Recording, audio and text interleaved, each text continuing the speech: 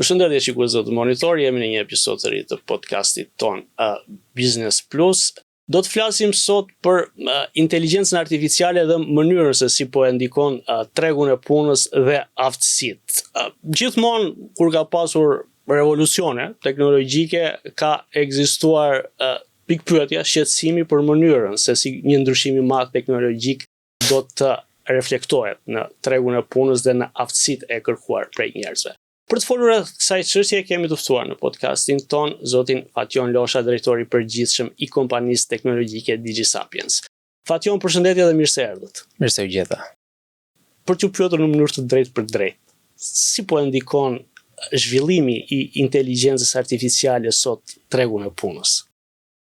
Inteligjenca artificiale nuk duhet nënvlerësuar. Ajo është një realitet, edhe me kalimin e kohës kemi kuptuar që mund të bëj jashtëzakonisht shumë. Mund të bëj jashtëzakonisht shumë jo vetëm për të automatizuar procese që janë të përsëritshme dhe që kanë pak variabilitet, por shfut shumë herë më tepër tek njohuritë dhe tek profesionet të cilat kërkojnë një shkallë të lartë ekspertize. Pra shfut tek programimi, që është sektori nga i cili vi unë, është fut tek shërbimet, është fut tek kujdesi ndaj klientit. Pra po impakton në një farë mënyre shumë domethënëse të gjithë rolet, jo vetëm ato të automatizuara, por edhe ato që kërkojnë një shkallë të lartë ekspertize.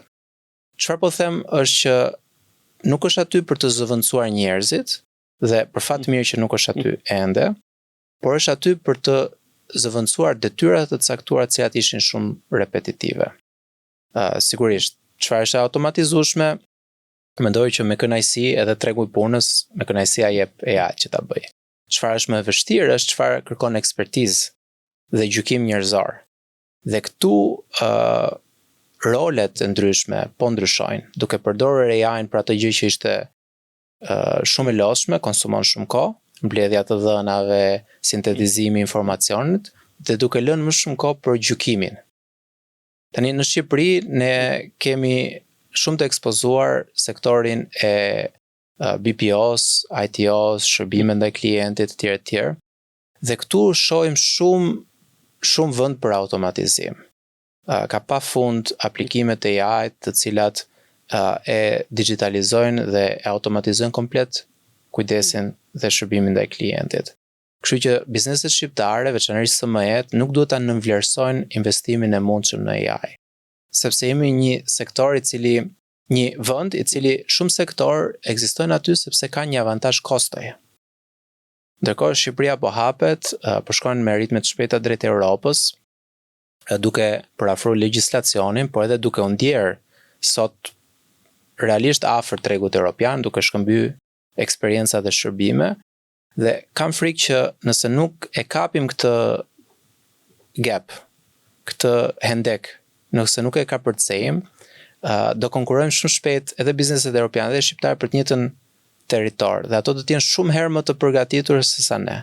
Dhe ky avantazh i kostos që kemi, mendoj që mund për punë muajsh ose viti të tronditet, ndërkohë që investimi do të jetë në kapjen e vlerës. Pra, ndodhemi në një farë mënyrë përballë një rreziku që po krijon për atë model zhvillimi që kemi ndjekur ne në dekadat e fundit, inteligjenca artificiale. Çfarë duhet të bëjmë, si duhet të reagojmë? Këtu është dhe pjesa e mirë, sepse për shkak të modelit të zhvillimit, ne kemi pas mundësi që të konkurrojmë botërisht, duke punuar me Microsoftin, me Googlein, me OpenAI, me Anthropic. Pra talentet shqiptare nuk mungojnë. Talentet shqiptare janë të jashtëzakonshme dhe kanë fatin që për shkak të këtij modeli zhvillimi kanë pas mundësinë që kanë akses aty ku është realisht avancimi në research and development në teknologji. Por edhe politika ose legjislacioni nuk ka munguar. Shqipëria sot është shumë e avantazhuar nga ana e incentivave. Ka parqe teknologjike, ka një qasje shumë të mirë në thithjen e fondeve të Bashkimit Evropian. Por ajo që duhet është një përshtatje e tregut edhe njerëzve, talenteve në tregun e punës që të mund të përfitojnë dhe mund të përdorin AI-n për të rritur avantazhin e tyre konkurrues. Pra çfarë kemi? Kemi këtë cost, këtë avantazh në kosto që po gryhet. A mundet ne me AI të kapim standardet europiane? Jemi fokusuar te kosto, po të fokusohemi te standardi. Po të fokusohemi te rezilienca. Po të fokusohemi tek arritja e një niveli shërbimi shumë herë më të mirë. Mendoj që me talentet shqiptare, me incentivat që ofron Shqipëria sot, biznesi shqiptar mund ta kapi. Mund ta kapi. Thjesht është çështje investimi dhe është çështje kohe. Në këtë rast koha nuk është miku ynë, sepse AI dhe tregu lëvizje ekstremisht shpejt, por është edhe një risk, është edhe një oportunitet. Pra, në një farë mënyre AI do ta zhvendos atë elementin kyç nga kosto drejt vlerës. Absolutisht. Nëse e kuptuam qartë. Absolutisht. Shko, unë flas për sektor teknologjik, ku ne implementojmë për klientët tanë zgjidhje shumë të avancuara në të dhëna dhe shfrytëzimin e të dhënave për AI. Ndërkohë që Shqipëria ka këtë sektor, BPO-n, ITO-n, por ka dhe sektorë që janë shumë shqiptar në thelb, për shembull turizmi, ndërtimi, real estate, agrikultura. Po edhe në këto sektor vëmë re që janë të përbërë nga ndërmarrjet vogla të mesme që kanë investime shumë të vogla në teknologji. Për shembull sot punojmë me një projekt të Bashkimit Evropian për të ndihmuar ndërmarrjet e vogla të mesme që të rrisin shkallën e përgatitjes digjitale. Kanë investime shumë të vogla, të neglizhueshme, nuk përdorin çmimin dinamik. E i shef hotelet në dimër e kanë po të njëjtin çmim dhe janë bosh, se nuk do të shkojë njëri, dhe në verë janë plot, por e kanë çmimin jo aq të lartë sa ç'mund ta kishin. Është vetëm një nga shembujt, ose në sektorin e real estate-it. Ka pafund të dhëna sektori i real estate-it, ndërkohë që agjentët e real estate-it nuk kanë akses në këto të dhëna. Nuk mund të thonë sa është çmimi i apartamentit apo qeras në një lagje të caktuar, sepse çdo gjë është e bazuar tek mendimet, opinione, dëshirat dhe jo në të dhëna. Pra kemi dhe sektor tradicional të ekonomisë, të cilat janë shumë aktiv, që kanë shumë zhvillim, të cilat nuk po përfitojnë nga të dhënat edhe nga AI për të arritur një vlerë më të lartë në treg. E qartë. Ju jeni pjesë e një grupi ndërkombëtar apo jo, Lutech, dhe edhe për shkak të natyrës së aktivitetit tuaj të networkut, besoj mund të na jepni një lloj qasje krahasuese sa investon biznesi shqiptar në teknologji dhe sidomos në inteligjencën artificiale, krahasuar qoftë edhe me vendet që kanë një stad më të përafërt zhvillimi, po i referohemi rajonit ton për lehtësi. Po, është pyetje shumë e mirë. Në fakt ka statistika dhe duket sikur Shqipëria del mirë, 40% adoptim dhe është e kuptueshme. Shqipëria është një vend që ka shumë përhapje të lartë të internetit, qoftë atit rezidencial, qoftë mobile, dhe përjedhoj njerëzit e përdorin AI. Por çështja është për çfarë e përdorin? Për çfarë përdor biznesi? Përgjithsisht prapë është i fokusuar të bëjë gjëra me kosto të ulët, të bëjë një poster për marketing, pra të bëjë gjëra që i kursen një kosto diku. Ndërkohë që gjithë avantazhi i AI është që ti të investosh në standard. Dhe standardet tona mund të kapen, mund të rriten me përdorimin e inteligjencës artificiale. Po flas për standardet ISO, standardet e sigurisë, standardet e reziliencës. Pra, ka pafund gjëra të cilat ndoshta nuk e kemi pas, ose biznesi nuk e ka pas kohën të fokusohet, po tani e ka kohën dhe mundësinë, dhe një mundësi relativisht jo shumë të kushtueshme që ta kapi këtë gap. Por këtu duhet vizioni për ta parë problematikën, për ta parë problemin dhe presionin e tregut, dhe për të investuar dhe për ta kap momentin tani, sepse momenti është realisht tani. Bizneset në rajon edhe në Europë investojnë njerëzakonisht shumë në procese. Në Shqipëri nuk kemi ende investim në procese. Dhe pastaj me AI ato bën më të mira, ti arrin të kuptosh më shumë klientët tjerë. Dhe në Europë edhe në rajon investimi përgjithsisht është i shpërndar 93% sipas studimeve në sisteme dhe vetëm 7% e investimit është në njerëz. Shqipëria ka një avantazh shumë të madh këtu, sepse, siç e thash, ka një talent shumë të madh. Mundet ne ta kthejmë këtë, të bëjmë investimin në njerëz dhe të aftësojmë dhe të riaftësojmë tregun e punës, edhe njerëzit, talentet që kemi, që të bëjnë këto gjëra me vlerë më të lartë. Pra, për të përgjigjë thjesht pyetjes tënde, realisht përdorimi dhe investimi është shumë i ulët, edhe nuk është për procese, edhe nuk është aq i fokusuar në njerëz, duhet të jetë jashtëzakonisht më shumë në procese dhe i fokusuar në njerëz. Nga anketimet kemi vërejtur që bizneset kryesisht në Shqipëri, ndoshta jo vetëm në Shqipëri, tentojnë ta përdorin inteligjencën artificiale për ato procese pune që ndoshta prekin më shumë nivelet junior të punësimit, apo jo. Në një treg që po ndryshon në këtë mënyrë, çfarë duhet të bëj sot një njerëz që hyn në tregun e punës për të ndjerë më i dobishëm dhe më i kërkuar nga tregu? Është pyetje shumë e mirë, shumë konkrete. Kemi vënë re edhe vet numri internshipeve që ofronim para 2 viti, edhe një vit ka qenë shumë i lartë. Mundësitë për të hyrë personat me pak eksperiencë pune ka qenë shumë të larta, ndërkohë që është e kundërta tani. Jo vetëm ka më pak mundësi, por niveli i aftësimit që do të ketë një njeri, do të jetë shumë më i lartë. Edhe kjo shkon pak te shkolla, sepse tani presim që shkolla ta ketë këtë nivel aftësimin. Mund ta bëjë në punë, të fillojë të mësojë në punë, tani duhet të jetë që nga shkolla. Kështu niveli i përgatitjes konceptuale që do të kenë që nga shkolla, që nga universiteti, do të jetë më i lartë. Dhe siç kanë këto disavantazhe, kanë edhe disa avantazhe. Një ndër avantazhet është që AI siç të pengon në oportunitete, po të ndihmon në përgatitje. Ka pafund mundësi mësimi dhe aftësimi, dhe ka pafund mundësi që ti të bësh gjëra vet. Pra të shpenzosh kohën në mënyrë kreative, me ndihmën e inteligjencës artificiale për të prodhuar. Çfarë ne shohim në sektorin tonë është një prodhim shumë i madh i prototipeve.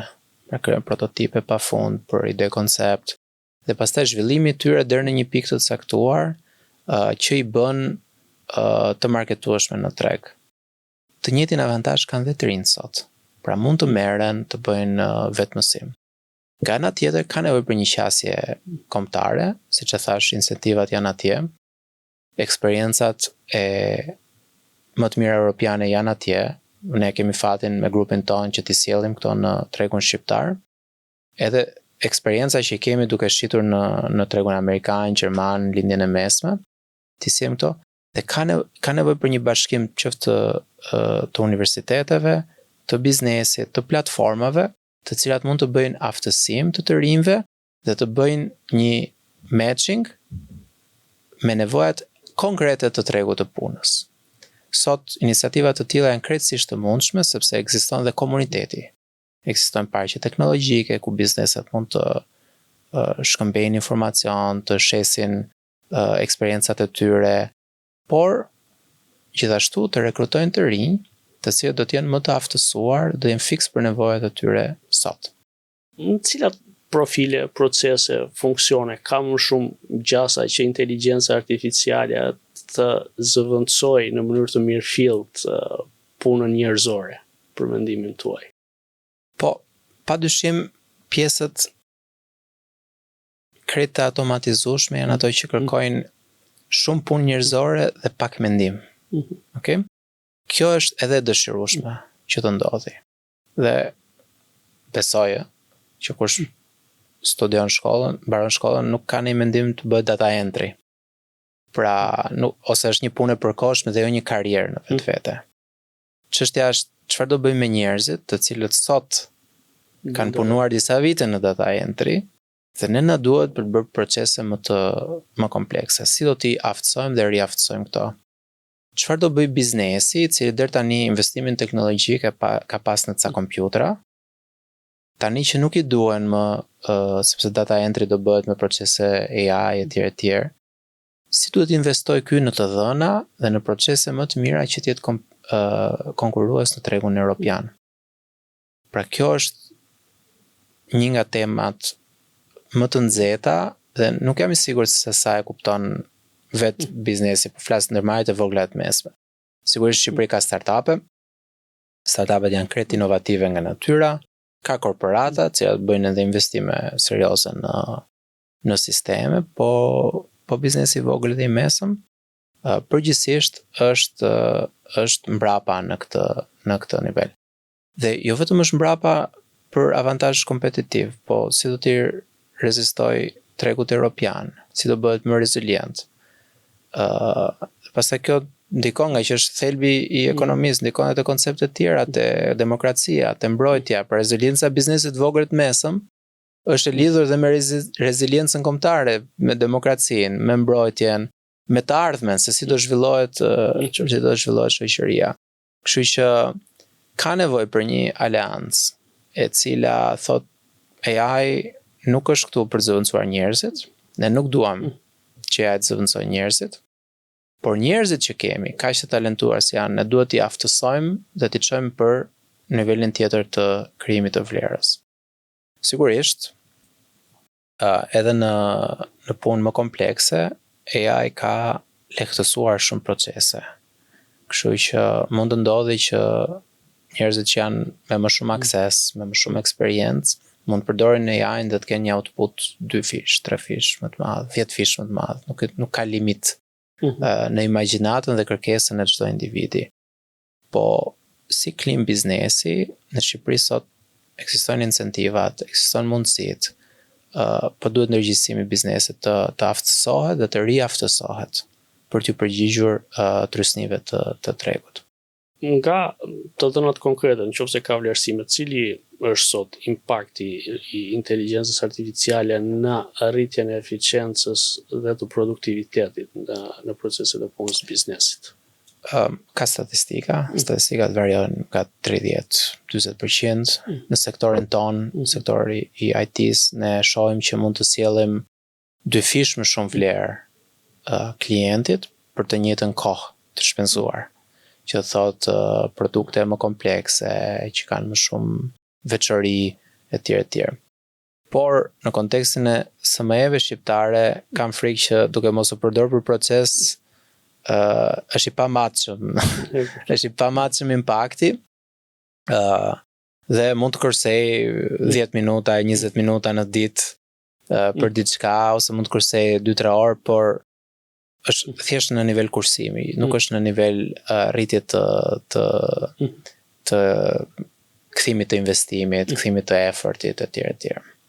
Pra, edhe këtu jemi pak tek ai mesazhi që duhet konceptuar në mënyrë pak më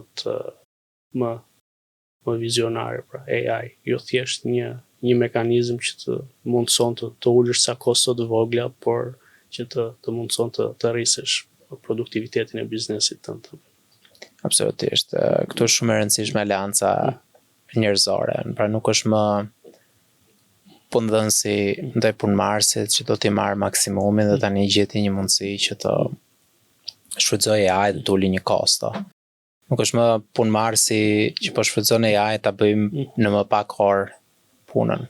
Po duhet aleanca njerëzore midis njerëzve në një kompani, duhet aleanca njerëzore midis asaj që ofron legjislacioni shqiptar, asaj që ofron investimet e Bashkimit Evropian në Shqipëri, asaj që ofron biznesi, sidomos biznesi që ka pas mundësinë të konkurroj globalisht, dhe universiteti të mblidhen bashkë dhe të bëjnë një aleancë njerëzore për aftësimin e talentit shqiptar. E theksoj edhe një herë, talent shumë I mirë, talent që na siç është e bukur Shqipëria dhe është shumë atraktive për këto që vjen jashtë, kur vinë dhe shohin njerëzit sa punëtor janë, sa dedikuar janë, të gjithë mrekullohen. Mrekullohen dhe duan të punojnë këtu sepse marrin me një herë ndjesinë që Shqipëria është Europë, edhe është një Europë më e aksesueshme, më e lirë, më efektive në kosto. Po tani edhe Shqipëria përmes së aleancës duhet shkojë në nivelin tjetër, të konkurrojë me standarde, ta mbush hendekun e standardeve, të konkurrojë me njerëz të cilët përmes AI-t mund të operojnë në një fushë më të lartë konceptuale dhe sjellje vlere, të forcoj reziliencën e bizneseve të vogla të mesme. Të mendoj që përfitimi do të jetë kombëtar, sepse nga biznesi, nga punësimi, nga mënyra se si ne pozicionohemi ndaj tregut punës, mendoj që përfiton në mënyrë përgjithshme Shqipëria, bëhet një vend më i fortë, më i qëndrueshëm, më demokratik, më i mbrojtur nga çdo lloj rreziku që mund të ndodhë, i dëshiruar apo i padëshiruar. Fatjon, faleminderit për pranimin tuaj dhe për mesazhet që ndat me ne. Ishte një kënaqësi. Faleminderit.